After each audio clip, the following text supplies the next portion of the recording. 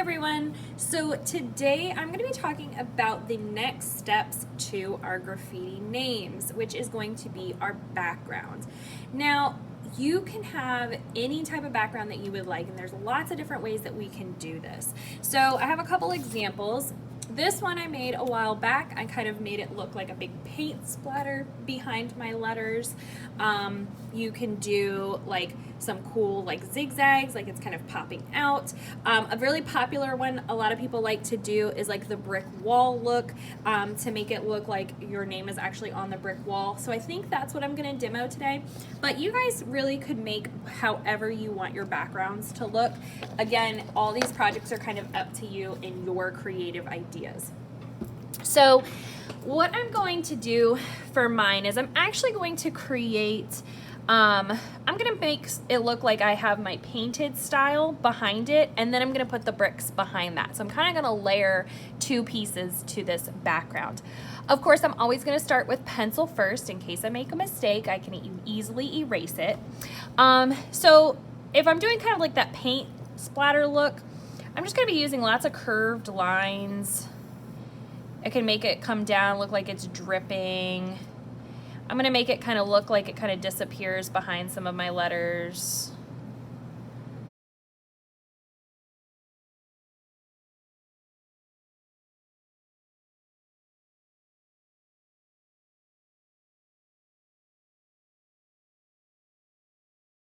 Okay, so now that I kind of have that, I'm gonna go ahead and work on my bricks. If it makes it easier, you could also go ahead and outline what you just did and then do the bricks. So kind of doing what you like in pencil first, outline, and then work on the next step, just so that you don't get it confused. When I go to do the brick, I definitely want to make sure I'm keeping those nice straight lines, so I suggest using a ruler.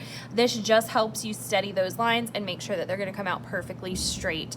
If you try to hand draw straight lines, sometimes it comes out a little uneven, or maybe looks more diagonal, and we want to make sure it really looks like those bricks.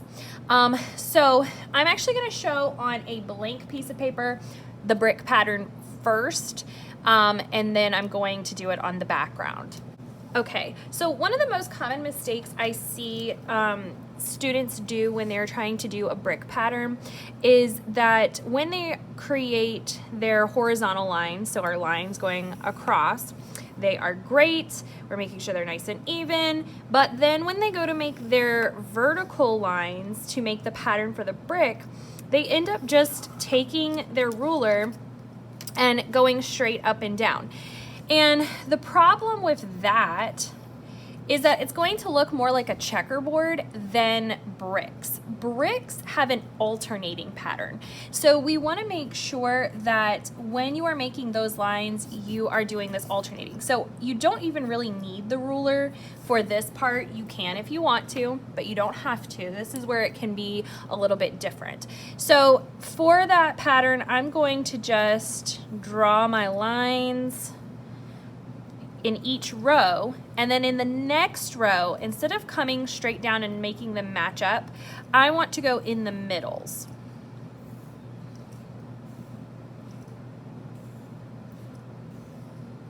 And then when I go for my third row, I can kind of have them match back up with the first row. So really creating that alternating pattern is what makes it look like bricks. So that's really important when we're creating the brick pattern for the background, if that is something that you choose to do, okay?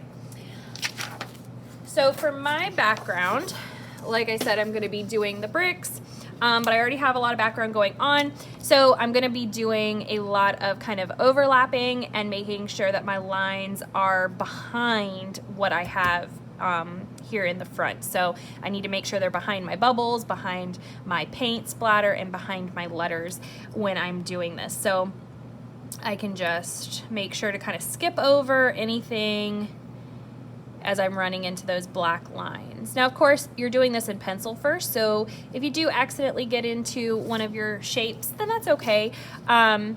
You just make sure to go and erase those. You don't want to Sharpie that.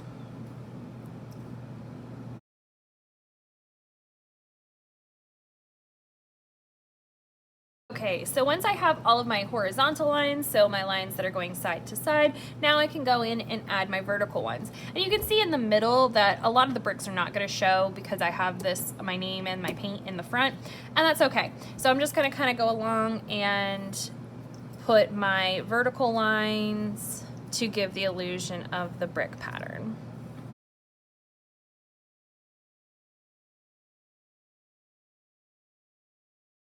Okay, so now that I have my brick pattern, I want to go ahead and Sharpie those as well.